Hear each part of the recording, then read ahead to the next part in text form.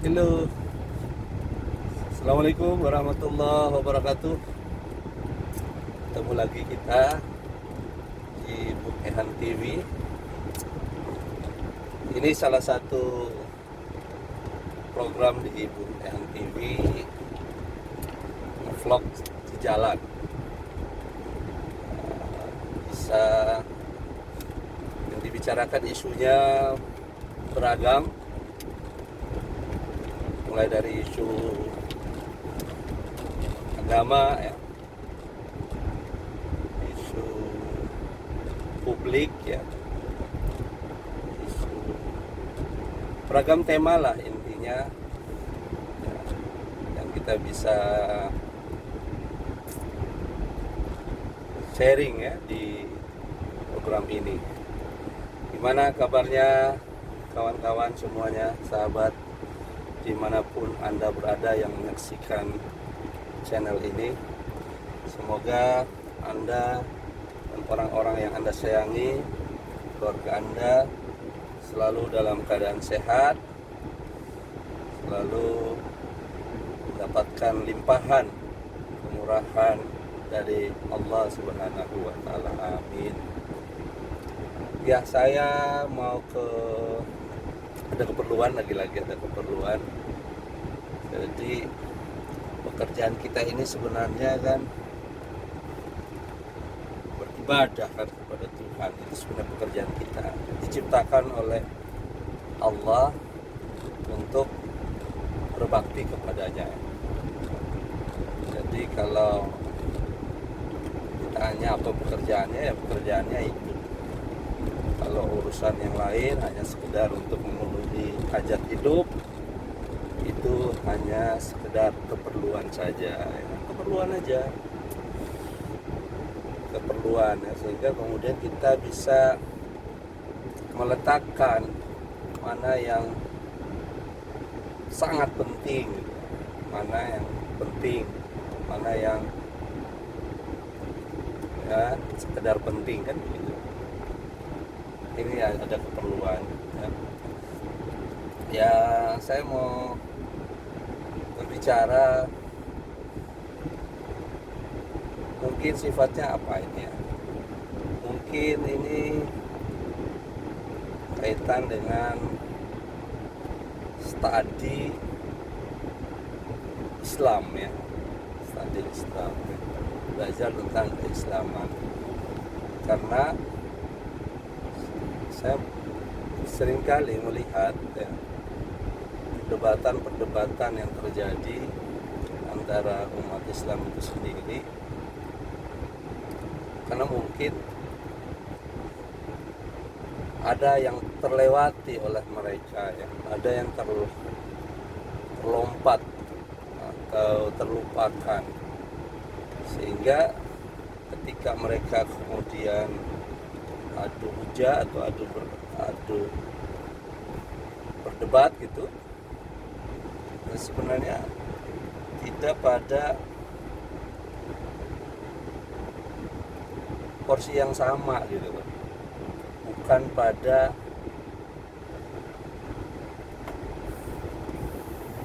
apa ya, frame yang sama gitu. Ada yang berbicara pada tataran usul, yang lain berbicara pada tataran furu. Contohnya kayak gitu lah. Jadi yang diadukan itu ya tidak pada tempatnya lah begitu ya, sehingga kemudian ya mereka terjebak ya, pada perdebatan yang sebenarnya tidak perlu dilakukan. Menurut saya ya, tidak perlu dilakukan. Ketika kita berbicara Islam, apa sih dalam bayangan kita ketika kita bicara Islam itu kan? Kan secara garis besarnya kan, ketika kita berbicara Islam kan ada dua dimensi di situ. Islam dalam bingkai normatif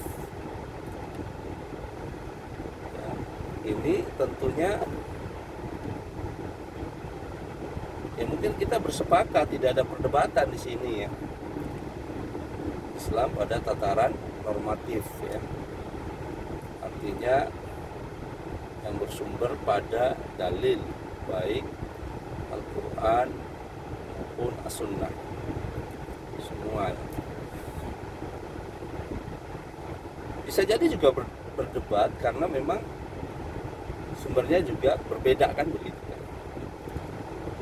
Namanya kalau dalam Ahlussunnah wal Jamaah kitab muktabar dalam kitab hadisnya ya Kutubus Sittah itu kan seperti itu kan normatif semua, dalil-dalil nakli kan begitu, itu pendekatan normatif. Al-Quran juga seperti itu. Tapi dalam hal ini juga ketika kemudian diturunkan menjadi sebuah tafsir juga menjadi berbeda kan. Padahal pendekatan normatif juga berbeda. Jadi normatif ini artinya pada tataran yang bersumber pada kitab suci, pada tataran wahyu, itu pun juga menjadi berbeda. Bisa ada ruang untuk ada hujah di situ kan, ada dialektika di situ, ada perbedaan di sana ya. Islam pada tataran normatif, artinya Islam pada tataran dalil ya, berbeda dalil. Nah, di sini saja sudah berbeda ya. Yang kemudian perbedaannya itu diekspresikan lewat banyak hal. Dalam hal tataran teologi menjadi berbeda-beda. Ada teologi Asy'ariyah, ada teologi Mu'tazilah, ada teologi Qadariyah, ada teologi Jabariyah, ada teologi Murji'ah. Pada tataran ini saja teologinya saja sudah berbeda-beda, padahal bersumber dari asas sumber yang sama, bersumber dari yang sama, Quran dan hadis ya. Teologi Mu'tazilah bagaimana kemudian lebih mendepankan dalil akli ya, lebih mendahulukan dalil akli ketika menyikapi sebuah perkara agama. Pendekatannya adalah yang didahulukan adalah pendekatan dalil aklinya, lalu kemudian legitimasinya dalil akli. Teologi Qadariyah juga berbeda ya. Qadariyah ini yang dikenal dengan free will, free act ya. Jadi manusia itu bebas berkehendak, bebas berbuat. Jadi ketika berbicara tentang nasib manusia itu ya di tangan manusia, manusia lah yang menentukan. Manusia lah yang menentukan nasibnya. Mereka kemudian juga bukan tidak punya pijakan, mereka bersumber juga dari Al-Quran. Innallaha la yughayyiru ma biqaum hatta yughayyiru ma bi anfusihim. Sesungguhnya Allah itu tidak merubah suatu kondisi, keadaan seseorang atau kaum kecuali dirinya mau merubahnya. Ini dikenal dengan teologi Qadariyah. Ada lawannya lagi, teori Jabariyah ya, yang dikenal dengan determinisme takdir ya. Jadi mereka juga bukan tidak punya hujah, mereka juga bersumber dari dalil nakli juga dari Al-Quran. Kata Allah, innallaha ala kulli syai'in qadir. Innallaha ala kulli syai'in qadir. Sesungguhnya Allah Maha berkuasa kuasa atas segala sesuatu. Jadi manusia itu tak punya kuasa. Jadi nasib kita ini yang tentukan ya Allah. Seperti itu. Nah, jadi seperti itu. Teologi aswaja ambil jalan tengah, konvergensi. Jadi manusia berkehendak, tetapi ketetapan ada di tangan Allah. Ya, belum lagi teologi Syiah yang lebih pada asas keadilan. Jadi keadilan Tuhan. Jadi dari sini aja dalam ekspresi teologinya saja yang bersumber dari nakli sudah berbeda. Belum lagi ekspresi dalam hal fikih juga berbeda, padahal sumbernya sama. Nah, dalam Ahlussunnah wal Jamaah aja kita kenal berapa mazhab. Yang kita kenal secara umum ya 4 mazhab, padahal lebih dari itu. Tapi yang mutabar, yang diakui 4 mazhab itu. Mazhab Imam Abu Hanifah, kemudian disusul mazhab Imam Malik, ini sesuai periode ya, masa kehidupan para imamnya. Kemudian mazhab Imam Syafi'i, selanjutnya mazhab Ahmad bin Hanbal kan, kembali. 4 mazhab ini yang muktabar, yang diakui dalam Ahlussunnah wal Jamaah, dalam fikihnya baru bersumber dari yang sama. Ini Islam normatif ini. Tadinya saya berpikir ketika kemudian kita berbicara pada tataran ini, Islam itu satu saja. Tapi faktanya juga berbeda, berkelompok-kelompok.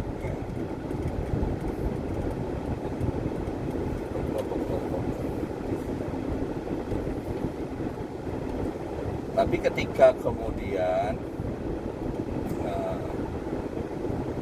kita merujuk pada teksnya, dalil naklinya, bisa dikatakan sama. Al-Quran yang kita pegang sama, hadis yang kita pegang juga sama. Hanya kemudian berbeda di situ adalah penafsirannya, kemudian itu menjadi sebuah amal dari penafsiran itu. Jadi pada tataran ini ada berbeda-beda. Yang kedua,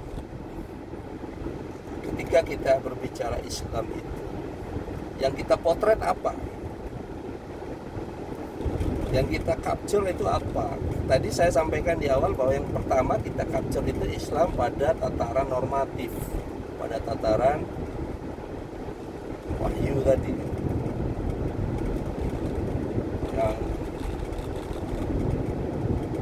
Yang ada pendapat ulama mengatakan ya ini tidak ada perbedaan kita, tapi memang faktanya juga berbeda. Belum lagi kita mengcapture Islam pada tataran sejarahnya, perjalanan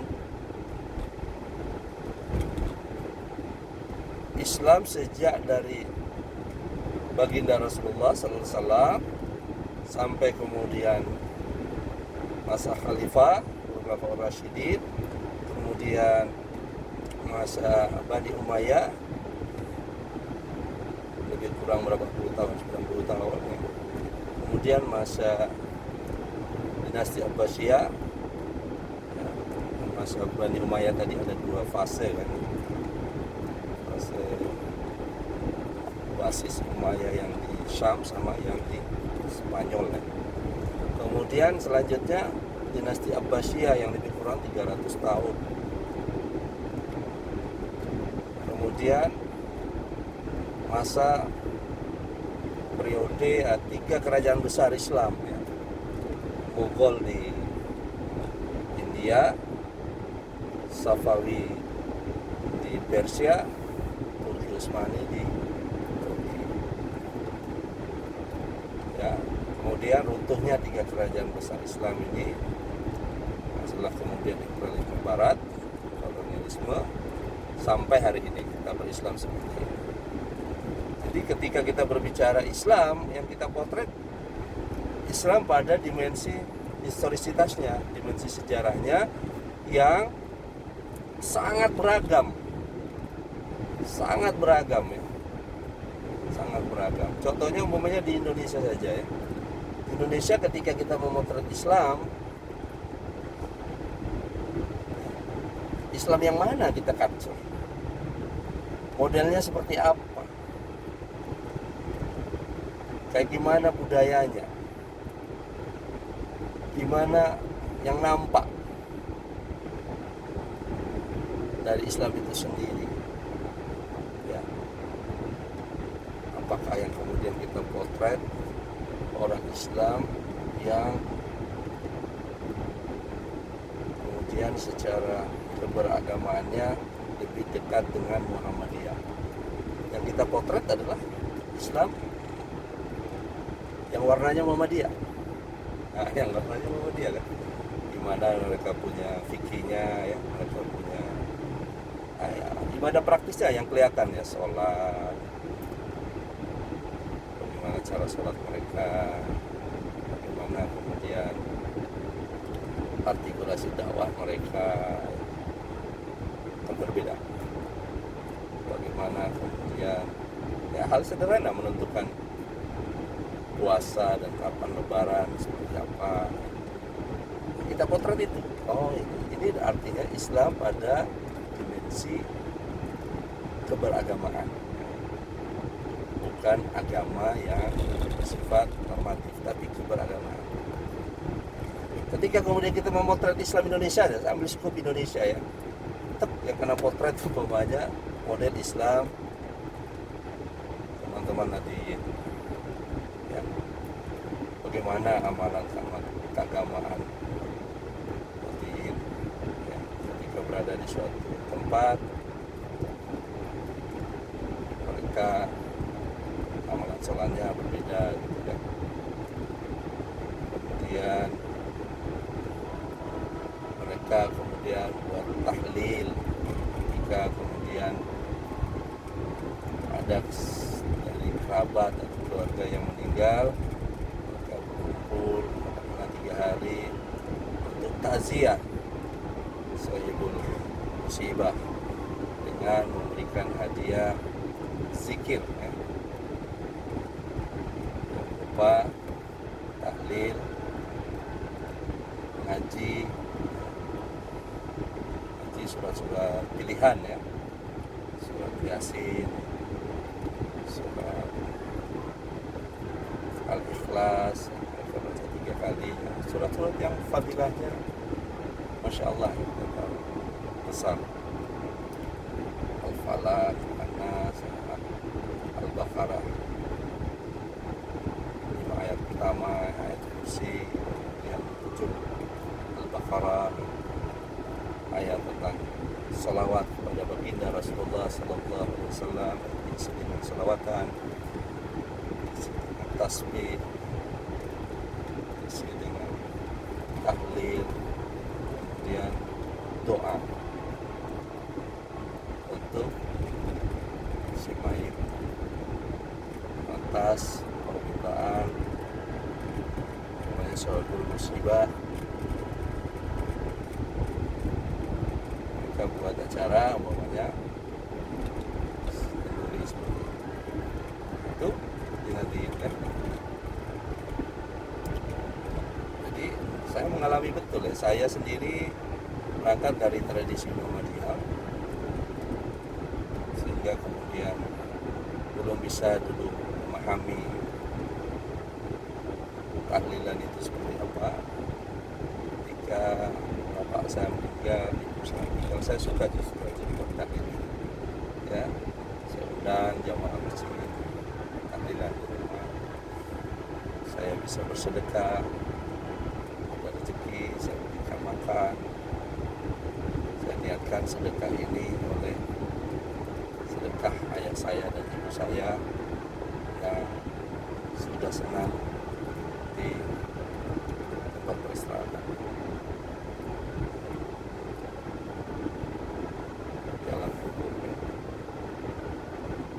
Jadi saya niatkan itu. Masya Allah. Nah, ini umumnya nanti yang tidak kemudian tidak dibuat oleh kelompok yang lain kan begitu. Kita potret umumnya Islam model al-khairat itu kan. Sama dengan nanti amalannya sama, tidak ada bedanya, hanya mungkin label organisasinya saja yang berbeda, tapi secara fikihnya, secara teologinya sama, tidak ada beda. Kita potret umumnya Islam yang ada di Indonesia, model Nahdlatul Watan yang besarnya di Lombok, al-khairat tadi besarnya di Sulawesi Tengah, berdiri di Palu, Guru Tua, Al-Fatihah ya. Alhamdulillah bisa terbaca semua. Alhamdulillahirabbil alamin. Arrahmanirrahim. Maliki yaumiddin. Iyyaka na'budu wa iyyaka nasta'in. Ihdinas siratal mustaqim. Siratal ladzina an'amta 'alaihim ghairil maghdubi 'alaihim waladdallin. Jadi itu. Jadi ketika kita berbicara Islam pada tataran historisitasnya dalam perjalanan sejarahnya beragam. Di Indonesia saja sudah beragam. Islam yang mana gitu, yang Anda potret? Ada Islam yang Anda potret, umpamanya teman-teman, saudara-saudara kita yang di Jamaah Tabligh. Model Islamnya juga berbeda, ekspresi keberagamannya juga berbeda, zauknya ya, ekspresi keberagamannya juga berbeda. Jadi ada orang yang berislam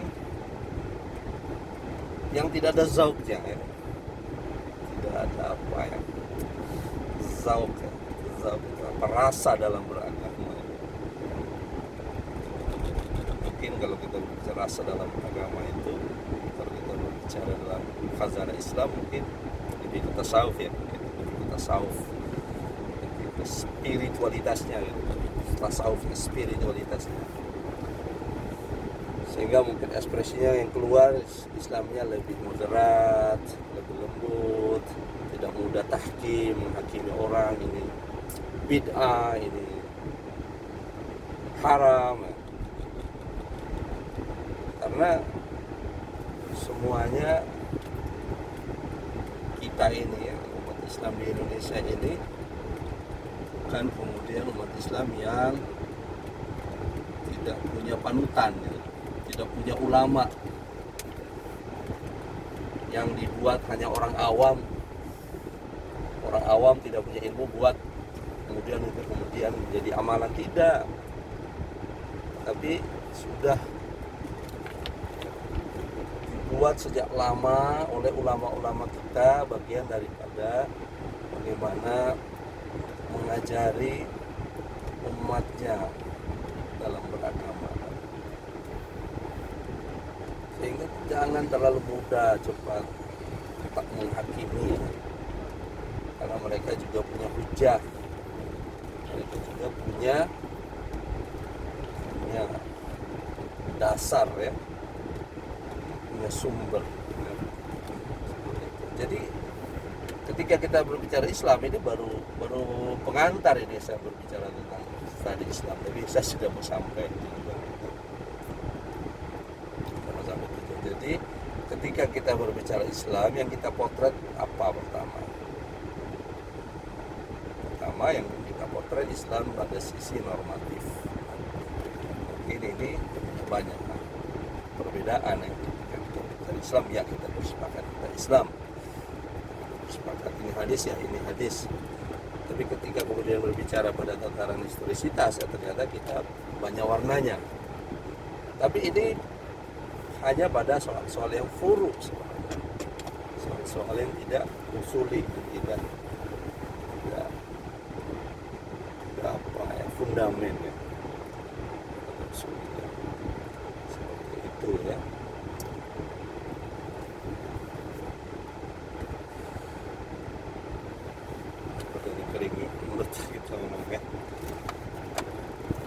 Jadi itu teman-teman,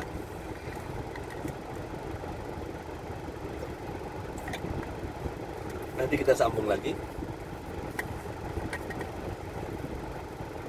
Semoga teman-teman selalu dalam lindungan Allah Subhanahu wa taala. Saya sudah sampai, kita akhiri. Assalamualaikum warahmatullahi wabarakatuh.